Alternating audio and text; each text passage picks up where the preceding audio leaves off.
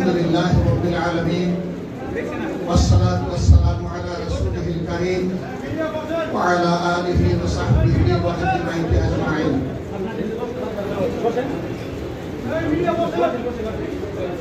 সম্মানিত শহীদ পরিবারের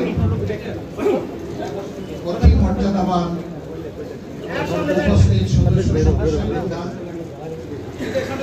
আমার সহকর্মী কেন্দ্রীয় এবং স্থানীয় নেতৃবৃন্দ, উপস্থিত সুধী মণ্ডলী, আল্লাহ তাবারক ওয়া তাআলার শুকরিয়া আদায় করছি। আমি গভীরভাবে বিশ্বাস করি ন্যায় এবং ইনসাফের জন্য, মানুষের অধিকার মানুষের কাছে ফিরিয়ে দেওয়ার জন্য যারা বুক পেতে লড়াই করেছিলেন, তাদের মধ্য থেকে যারা প্রতিপক্ষের ভুলেতে যাত্রা হয়ে দুনিয়া থেকে বিদায় নিয়েছে, আমি বিশ্বাস করি, গভীরভাবে বিশ্বাস করি, ঈমান নিয়ে বিদায় নেওয়া লোকগুলাকে ইতিমধ্যেই আল্লাহ তাআলা শহীদ হিসাবে কবুল করেছেন। সেই অর্থে আমরা শহীদের বাগানের মধ্যে এখন আছি। তারা কেউ রেখে গেছেন মা বাবা, কেউ রেখে গেছেন স্ত্রী, কেউ রেখে গেছেন ভাই বোন, আবার কেউ রেখে গেছেন সন্তান সন্ততি, এমনকি অবশ শিশু। এই কয়টা দিন 5 তারিখের পর থেকে আমরা শহীদ পরিবারগুলোর কাছে আমি এবং আমার সহকর্মীরা ছুটে চলেছেন। আমরা ছুটে যাচ্ছি এই কারণে যে মানুষগুলো আল্লাহ তাআলার পছন্দের মানুষ।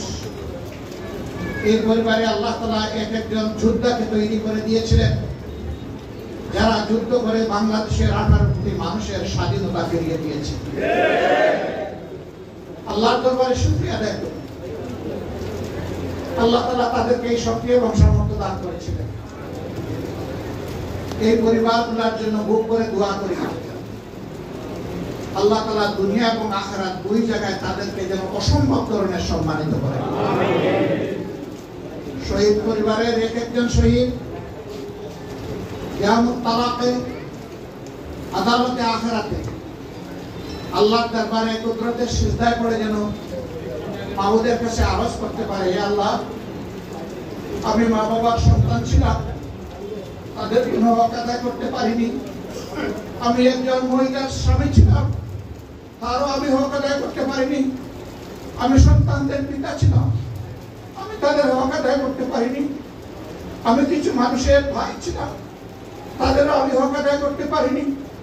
আমি এসেছি মানুষের অধিকারের পক্ষে লড়াই করে তোমার কাছে চলে এসেছি। আল্লাহ, তুমি আমাকে সম্মানিত করেছো, আমাকে শহীদ হিসেবে করেছো। আলহামদুলিল্লাহ রাব্বিল আলামিন।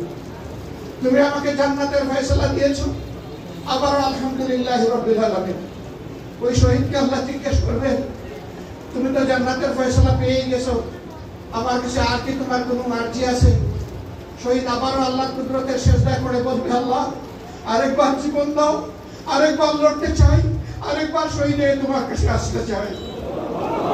আল্লাহ বলবে, এটি সম্ভব নয়, জীবনে একবারই, দুনিয়ার জীবন দুবার হয় না, তুমি কতবার এরকম আসতে চাও? সে বলবে, আমি বারবার আসতে চাই। আল্লাহ বলবেন, তুমি যতবার এরকম জীবন পেয়ে আসতে চেয়েছো, ততবারের মর্যাদা দিয়ে আমার জান্নাতে তুমি প্রবেশ করো। এরপরে জিজ্ঞেস করবেন, তোমার আর কোনো আর্জি? হে রব্বুল আলামিন, যাদেরকে তুমি আমার রক্তের আপর্জন, আমার ইমানের আপর্জন ভাঙিয়ে দিয়েছিলে, তাদের যে আমি হক আদায় করে আসতে পারিনি, আজ তাদেরকে তুমি একটু উপহার দাও, তোমার কাছে আমি আকুতি চাই। আল্লাহ বলবেন, সে উপহারটা কি? বলবে যে, হে আল্লাহ, আমি জানি না তাদের পাপের গুনাহের কারণে ইতিমধ্যে কেউ জাহান্নামের জন্য সাব্যস্ত হয়ে গিয়েছে কিনা। তোমার কুদরতের ইলমে তা আছে, অবশ্যই আছে। যদি এরকম কেউ হয়, আল্লাহ রাব্বুল আলামিন, তুমি আমার এই আপনজনগুলোকে মাফ করে দাও, জান্নাতে আমার সঙ্গী বানিয়ে দাও। আল্লাহ তাআলা বলবেন, যাদের ব্যাপারে জাহান্নাম নির্ধারিত হয়ে গিয়েছে, সিদ্ধান্ত তাদের কাছে জানিয়ে দেওয়া হয়েছে, তোমার পরিবারের এমন 70 জনকে তোমার সুপারিশ কবুল করে আমি ক্ষমা করে দিলাম। আপনারা প্রশান্তি গ্রহণ করুন। শহীদ বারের সদস্যরা রাসূল করিম সাল্লাল্লাহু আলাইহি সাল্লামের এই হাদিসের আলোকে প্রশান্তি গ্রহণ করুন। আল্লাহ আপনাদের অন্তরে তার কুদরতের প্রশান্তির হাত বুলায়। আমিন। আল্লাহর হাবিব বলেছেন যে কোন নির্দিষ্ট আদম সন্তানের যখন জান কবজ হয়, ফেরেশতারা আল্লাহ তাআলার দরবারে গিয়ে হাজিরা দিয়ে বলেন যে আল্লাহ আমরা হাজির। আল্লাহ জিজ্ঞেস করবে তোমরা কি আমার বান্দার জানটা কবজ করে নিয়ে এসেছো? বলে হ্যাঁ আল্লাহ, আমরা তোমার ওই নির্দিষ্ট বান্দা বা বান্দির জান কবজ করে নিয়ে এসেছি। আচ্ছা ভালো কথা, তোমরা যখন এই জান কবজ করলে তখন যারা তার আপনজন তাদের অবস্থাটা কেমন ছিল? ফেরেশতারা দুই ধরনের রিপোর্ট দিলেন। দুই ধরনের মানুষের জন্য দুই ধরনের রিপোর্ট দিবেন। এক ধরনের মানুষের জন্য বলবেন হে আল্লাহ, তারা মাথার চুল ছিঁড়তেছিল, তারা হাউমাউ করে চিৎকার করে রুদন করতেছিল, তারা দেয়ালে মাথা টুকতেছিল, এই অবস্থায় আমরা তাদেরকে রেখে এসেছি। আল্লাহ তাআলা বলবেন ওদের উপর ওদেরকে ছেড়ে দিলাম, আমার কোনো দায়িত্ব নাই এদের ব্যাপারে। আরেকদল লোকের ব্যাপারে বলবেন রব্বুল আলামিন, আমরা যখন জাহাজটা কবজ করেই নিলাম তখন তোমার ওই বান্দা ওই বান্দি আপনজন যারা, তারা বলবো এই জানের মালিক আমরা নই, এই জান আল্লাহই দিয়েছিলেন, তিনি পছন্দ করে নিয়ে গেছেন, আমরা মাবুদের সন্তুষ্টির পর আমরা সন্তুষ্ট, তার ফয়সালাকে আমরা সন্তুষ্ট চিত্তে মেনে নিলাম, আলহামদুলিল্লাহ। আল্লাহ বলবেন ঠিকই আলহামদুলিল্লাহ বলেছে? বলে হ্যাঁ ঠিকই আলহামদুলিল্লাহ বলেছে। আল্লাহ বলবেন যাও, দেরি নয়, এখনই যাও, আমার প্রিয় জান্নাতে ওদের জন্য এক একটা বালাখানা তৈরি করো, যেটার আমি নাম রেখে দিলাম বায়তুল হামদ। আল্লাহু আকবার। এটাও আপনাদের জন্য অপেক্ষা করছে, কাজেই কেউ আফসোস করবেন না। আল্লাহর পক্ষ থেকে অনেক সুসংবাদ আপনাদের জন্য। আহারে, আমি যদি আপনাদের একজন হতে পারতাম আমাকে কি শান্তি লাগতো। আমি তো সেই গৌরব এখনো হাসিল করতে পারলাম। আমাকে নিজেকেও যেন আল্লাহ তাআলা শাহাদাতের জন্য কবুল করুন। আমি ওই শহীদদের মিছিলে শরীক হচ্ছি। আল্লাহ তাআলা দরবারে দোয়া করি এই শহীদদেরকে আল্লাহ তাআলা হযরত হামজা রাদিয়াল্লাহু তাআলা আনহুর সাথে যেন হাসর নসিব করেন। আমিন। হযরত হামজা হবেন জান্নাতে শহীদদের নেতা। এই শহীদরা যেন তার নেতৃত্বে আনন্দিত হয়, সন্তুষ্ট থাকে, আল্লাহ সেই ব্যবস্থাটা যেন করে দেয়। আমার সম্মানিত ভাই ও বোনেরা, আমার সম্মানিত ভাই, আমার মুরব্বী ছাত্র জীবনে উনি আমার দায়িত্বশীল ছিলেন। সাইফুল আলম খান মিলন কি বলেছেন যে আমরা আজকে দলীয় জনসভা করতে এবং দলীয় বক্তব্য দিতে আসিনি, তারপরে যেহেতু আপনাদের সামনে হাজির হয়েছে দুই একটি কথা বলতেই হবে। শহীদ পরিবারগুলোর এই কৃতজ্ঞতা আদায় করি, আল্লাহর দরবারে তাদের জন্য দোয়া করে আমি দুই একটি কথা আপনাদের মাধ্যমে দেশবাসীকে জানাতে চাই। এই দেশ বলা হয় 18 কোটি মানুষের দেশ। এখানে মুসলমানরা বসবাস করে, হিন্দু ধর্মের লোকেরা বসবাস করে, বৌদ্ধ ধর্মের লোকেরা বসবাস করে এবং খ্রিস্টান ধর্মের লোকেরা বসবাস করে। আর কিছু কপালপুরা আছে তারা কোনো ধর্মেই বিশ্বাস করে না, এদের সংখ্যা খুবই কম। এই নিয়ে আমাদের বাংলাদেশ। আমরা এখানে কোনো সংখ্যালঘু এবং সংখ্যালঘু মানি না, একেবারেই না। এই বাংলাদেশের পক্ষে আল্লাহ তাআলা মেহেরবানি করে যাদেরকেই জন্ম দিবেন, ধর্ম তার যাই হোক, সে এই দেশের একজন গর্বিত নাগরিক। আমার যেমন অধিকার আছে, প্রত্যেকটি নাগরিকের সংবিধান সেই অধিকার ঘোষণা করেছে। অতএব আমরা এই বিভাজনটা আমাদের পায়ের তলে ফেলে দিতে চাই। কোরআনে হাকিম ওই ধরনের সংখ্যালঘু এবং সংখ্যাগুরু বলে কিছু বলেনি, বলেছে হ্যাঁ যেখানে ইসলামের অনুশাসন কায়েম হবে সেখানে কোনো মুসলমান যেন অন্য কোনো ধর্মের মানুষের উপরে হাত না তুলে, তার ইজ্জত নিয়ে টান না দেয় এবং তার সম্পদ নিয়ে টানাটানি না করে। আল্লাহর হাবিব বলেছেন ওই রকম যদি কেউ করে তাহলে এই অমুসলমান নির্যাতিত মজলুম ব্যক্তিটির পক্ষে আদালতে আখিরাতে আমি নিজে বাদী হয়ে আল্লাহর দরবারে মামলা দায়ের করব। কে মামলা নেওয়ার জন্য তৈরি? রাসূল যাদের বিরুদ্ধে মামলা করবেন তিনি এই সাহসী কে? আমি বিশ্বাস করি এই দুঃসাহস আমরা কেউ দেখাবো না। আমি সারা বাংলাদেশের মানুষকে অনুরোধ করি মেহেরবানি করে এই বিভাজনের ওয়াসওয়াসায় কেউ পড়বেন না এবং কারো উপর জুলুম করবেন না, সে যে ধর্মের মানুষ হোক। প্রত্যেকটি মানুষকে আপনি আমি পয়দা করি নাই, এই দেশে আল্লাহ তাআলা পয়দা করেছেন। আল্লাহ সেই সৃষ্টির প্রতি আমাদেরকে সম্মান দেখাতে হবে। আপনারা দেখেছেন 5 তারিখের পট পরিবর্তনের পরপরই আমরা সারা দেশে আমাদের ভাইদেরকে অনুরোধ করেছি যে বিভিন্ন ধর্মের উপাসনালয় এখন থেকে তোমরা ভাড়া দাও ভাই, হাতে লাঠি নাও, বসে যাও, কোনো দুর্বৃত্ত যেন কারো উপাসনালয়ে এসে আঘাত করতে না পারে, এটা আমাদেরকে নিশ্চিত করতে হবে। আলহামদুলিল্লাহ আমাদের সর্বোচ্চ সামর্থ্য অনুযায়ী আমাদের ভাইয়েরা এই কাজ করেছেন। আমি আল্লাহ শুকরিয়া আদায় করি যে আল্লাহ তৌফিক দিয়েছিলেন। এই কাজ করতে গিয়ে দুই একটা জায়গায় দুর্বৃত্তদের হামলায় আমাদের ভাইয়েরা আহত হয়েছে। খুলনার পাইকেসায় বিশ্ববিদ্যালয়ের একটা ছেলেকে মাথা ফাটিয়ে দিয়েছে, তার মাথায় 11টা সিলাই লেগেছে। আঘাতটা কেমন ছিল আপনারা চিন্তা করেন। এরকম বহু জায়গায় নির্যাতিত হয়েছে, কিন্তু আমাদের ভাইয়েরা স্থির চিত্তে সেখানে থেকে এ দায়িত্ব পালন করেছে, যার কারণে এবার বাংলাদেশে এরকম বড় কোনো দুর্ঘটনা বা ঘটনা ঘটে নাই। কিন্তু আমরা খুব ব্যথিত। একটা মহল এইটাকে পুঁজি করে মাঠ গরম এবং অস্থির করতে চেয়েছিল। আলহামদুলিল্লাহ আমি হিন্দু সম্প্রদায়ের বিবেকবান দায়িত্বশীল ভাইদেরকে ধন্যবাদ জানাই। তারা এবার ঐতিহাসিক ভূমিকা পালন করেছেন এবং তারা একটা কথা ভেরি ক্লিয়ারলি এবং লাউডলি বলেছেন, যেগুলো এখন সামাজিক মাধ্যমে প্রচারিত হয়েছে এগুলো মিথ্যা। আমরা শান্তিতে আছি, মেহরবানি করে কেউ আমাদের শান্তি হরণ করবেন না, আমাদেরকে শান্তিতে থাকতে দিন। মার চাইতে মাসির দরদ বেশি, এবার থেকে ওপার থেকে তাদের প্রতি এই মিথ্যা দরদ দেখতে তাদেরকে উস্কানি দেওয়া হয়। আমরা অনুরোধ করব এই বিশ্বের সব কয়েকটি শান্তিকামী দেশকে তারা যেন পরস্পরের প্রতি শ্রদ্ধাশীল হয় এবং কেউ যেন কারো আভ্যন্তরীণ ব্যাপারে কোনো হস্তক্ষেপ না করেন। আমরা চাই আমরাও শান্তিতে থাকি, আমরা চাই আমাদের প্রতিবেশীরাও খুবই শান্তিতে এবং সম্মানে থাকুক, আমরা তাদের প্রতি শ্রদ্ধাশীল। কিন্তু আমাদের শান্তি নিয়ে কেউ যদি খেলে, আমরা তাদেরকে এই দেশের 18 মানুষ আমরা তাদেরকে ছাড়ব না, আমরা খেলতে দেব না। আমরা ঐক্যবদ্ধভাবে এই খেলা আমরা ইনশাআল্লাহ প্রতিরোধ করব। প্রশাসনের ভাইয়েরা, আমার ভাই বলেছেন যে বিগত 15.5 বছর তারা জাতির উপর ইনসাফ করেন নাই বা করতে পারেন নাই। অনেকে জিজ্ঞেস করছে এমনটা করেন কেন, বলে যে উপরের আদেশে বাধ্য হই। ও ভাই, আপনি কি একবার চিন্তা করেছেন উপরের চাইতে উপরে যে একজন আছেন, আপনি তাকে ভয় করবেন না আল্লাহ তাআলাকে? যদি তাকে ভয় করেন তাহলে আপনিও জনগণের অংশ, আপনাকে এদেশের জনগণ সরকার সম্মানিত করেছে, আপনি সেই সম্মানটা রক্ষা করুন। জনগণের অর্থের কিনা গুলি এবং অস্ত্র কেন আপনি জনগণের বুকে নিক্ষেপ করবেন? এটি তো চরম অন্যায়। তারপরে আমরা বলি যা আপনারা করেছেন, ব্যক্তিগতভাবে যদি পারপেট্রেটর বা অপরাধী, তার অপরাধের শাস্তি হওয়া এটা হচ্ছে ইনসাফের দাবি। কিন্তু তাই বলে একটা বাহিনীকে আমরা শাস্তি দিতে পারি না। দুনিয়ার বহু দেশে সেনাবাহিনী নাই, এরকম দেশ আছে দুনিয়ায়, কিন্তু পুলিশ নাই এমন কোনো দেশ নাই। সুতরাং পুলিশ সমাজের অবিচ্ছেদ্য অংশ।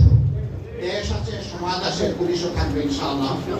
আপনারা সাক্ষী, 15.5 বছর একটি দলের উপর যেরকম জুলুম করা হয়েছে, বাংলাদেশের অন্য কোনো দলের উপর সেই জুলুম করা হয়নি। দলটার নাম হচ্ছে বাংলাদেশ জামাত ইসলামী। 1-2 করে 11 জন দায়িত্বশীল শীর্ষ নেতাকে অত্যন্ত ঠান্ডা মাথায় বিচারের নামে জুলুম করে তাদেরকে হত্যা করা হয়েছে। আমাদের শত শত কর্মীকে খুন করা হয়েছে। আল্লাহ তাআলার দরবারে দোয়া করি আল্লাহ তাদেরকে শহীদ হিসাবে কবুল করুন। আমাদের হাজার হাজার কর্মীকে পঙ্গু করা হয়েছে, 2 নয়ন তুলে নেওয়া হয়েছে, গুলি করে অন্ধ করে ফেলা হয়েছে, হাত কেটে ফেলা হয়েছে, পা কেটে ফেলা হয়েছে। এই যন্ত্রণা আমরা বুকে নিয়ে চলছিলাম, কিন্তু আমরা পরিষ্কার ঘোষণা করেছি আমরা কারোর উপর প্রতিশোধ নেব না। এই দেশে যদি পট পরিবর্তনের পর কোন দলের প্রতিশোধ নেওয়ার অধিকার বর্তায়, সকলের আগে বর্তাবে বাংলাদেশ জামাত ইসলামী এবং ইসলামী ছাত্র শিবির। আমরা যদি প্রতিশোধ না নেই, তাহলে আমরা জানিয়ে দিচ্ছি কাউকেই আমরা প্রতিশোধ নিতে সহজে দেব না ইনশাআল্লাহ। প্রতিশোধ প্রতিহিংসার জন্ম দেয়, প্রতিহিংসা সমাজে খুনের পরিবেশ সৃষ্টি করে। আমরা সামগ্রিকভাবে ক্ষমা করে দিতে চাই, কিন্তু ব্যক্তিগতভাবে যিনি অপরাধ করেছেন, ইনসাফের দাবি হচ্ছে তাকে তার অপরাধের শাস্তি পেতে হবে। কিন্তু তাই বলে কেউ আমরা আইন হাতে তুলে নেব না। যা হবার হয়ে গেছে, এটারও প্রয়োজনে বিচার হবে। আইন যেন ভবিষ্যতে আমরা কেউ হাতে তুলে না নিই। যেই থানা, যেই পুলিশ তাদের উপরে পতিত উপরে নির্দেশে আমাদের উপরে জুলুম করেছে, এই পট পরিবর্তনের সাথে সাথে সেই থানাগুলো আমরা পাহারা দিয়েছি, কোনো কোনো জায়গায় এখনো পাহারা দিচ্ছি। আমরা চাই পুলিশের এই বাহিনীর স্বাভাবিক কার্যক্রম দেশে আবার পুরোদমে চলুক এবং আমরা সেই ক্ষেত্রে তাদেরকে পূর্ণ সহযোগিতা করবো ইনশাআল্লাহ। অতীতের সকল কষ্ট যাতনা আমরা ভুলে যাব যদি এই সমাজে আল্লাহর দ্বীনের ভিত্তিতে ইনসাফ কায়েম হয়। আর ইনসাফ যদি কায়েম না হয়, এই প্রতিশোধ নিয়ে আমাদের কোনো লাভ হবে না। সুতরাং ওই প্রতিশোধকে আমরা পিছনে ফেলে দিলাম। আমরা দল হিসাবে সামনের দিকে চলতে চাই আশাবাদী হয়ে, জনগণকে সাথে নিয়ে একটা ইনসাফ ভিত্তিক সামাজিক সুবিচারের পর প্রতিষ্ঠিত একটা দেশ এবং রাষ্ট্র আমরা চাই। আল্লাহ তাআলার দরবারে তৌফিক চাই, তিনি যেন সেই তৌফিকটা আমাদেরকে দান করেন। আমরা বলেছি পুলিশ প্রশাসন, সিভিল প্রশাসন, এরকম সমাজের যত জায়গায় দায়িত্বরত কর্মকর্তা কর্মচারীরা ছিলেন, তাদের মধ্যে যারা দলবাজি করেছেন, যারা জনগণের উপরে জুলুম করেছেন, তাদের সংখ্যা হয়তো হাতে গোনা কয়েকজন হবে। তাদেরকে বাদ দিয়ে বাকি যারাই আছেন তাদের সাথে একাকার হয়ে আমরা কাজ করবো ইনশাআল্লাহ। এই ক্ষেত্রে যদি কথার কথা পতিত স্বৈরাচারী দলেরও কোনো সমর্থক লোক থাকে, সে যদি সৎ হয়, তার উপর জুলুম না করে থাকে, তার যদি যোগ্যতা থাকে, সে যথাস্থানে থেকে রাষ্ট্রের খেদমত করবে, তার কেউ ক্ষতি করবে, আমরা এটা হতে দেব না ইনশাআল্লাহ। এটা ইনসাফের দাবি। সে তার ইমানের জন্য, তার সমর্থনের জন্য, তার রাজনীতির জন্য আল্লাহর দরবারে সে জবাবদিহি করবে। আমি কে তার জবাবদিহি নেওয়া? এভাবে আমরা বিশ্বাস করি পারস্পরিক সহমর্মিতা এবং সম্মানের ভিত্তিতে একটা সমাজ যদি গড়ে উঠে, সেই সমাজই হবে সত্যিকার সোনার সমাজ, সেই দেশই হবে সত্যিকার সোনার বাংলাদেশ ইনশাআল্লাহ। আমরা ওই বাংলাদেশের স্বপ্ন দেখি। তবে কথা খুব পরিষ্কার, মানুষের এবং সমস্ত সৃষ্টির স্রষ্টা আর সৃষ্টির ব্যাপারে যতটা দরদ রাখেন, ভালোবাসা রাখেন, আর কেউ ততটা রাখার কোনো প্রশ্নই উঠে না। সেই মহান স্রষ্টা মানব জাতির জন্য যে বিধান দিয়েছেন, এই বিধান পূর্ণাঙ্গ এবং এই বিধান পরিপূর্ণ কল্যাণে ভরা। অতএব এই বিধানের বাইরে কল্যাণ তালাশ করে কোনো লাভ নেই। এই বিধানের দিকেই আমাদের সকলকে ফিরে আসতে হবে। আর কোরআন এবং সুন্নাহ শুধু জামাতে ইসলামের সম্পদ নয়, এটি মানব জাতির সম্পদ। মানব জাতিকে শান্তি এবং সম্মান দিতে এসেছে, আখিরাতের নাজাত দিতে এসেছে। অতএব এই সম্মান, এই সম্পদকে আমরা যেন সম্মান করতে পারি, ওকে লালন এবং ধারণ করতে পারি, আল্লাহ তাআলা আমাদেরকে তাওফিক দান করুন। সম্মানিত ভাইরা, শহীদ পরিবারের প্রতি আমি আবারও কৃতজ্ঞতা জানাচ্ছি। আমি লজ্জিত, আমি খুবই লজ্জিত। এই অতি সম্মানিত পরিবারগুলোর ঘরে ঘরে গিয়ে তাদের সাথে দেখা করে দোয়া চাওয়া দরকার ছিল, কিন্তু বিভিন্নমুখী কাজের চাপ, ব্যস্ততার কারণে তারাই দয়া করে এখানে চলে এসেছেন। আপনারা আমাদেরকে ক্ষমা করবেন।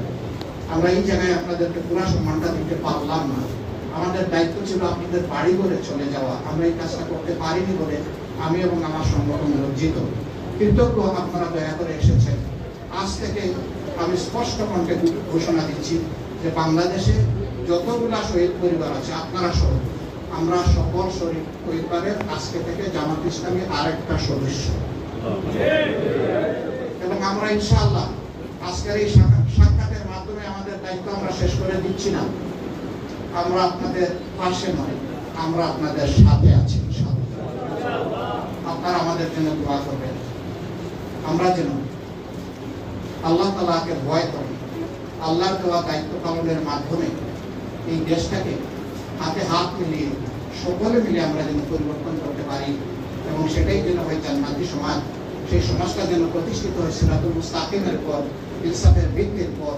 সেই রকম একটা সমাজ প্রত্যাশা করে আপনাদের সকলকে ধন্যবাদ জানিয়ে, আমাদের পক্ষ থেকে আবারও কৃতজ্ঞতা জানিয়ে আমি আমার বক্তব্য এখানে শেষ করব।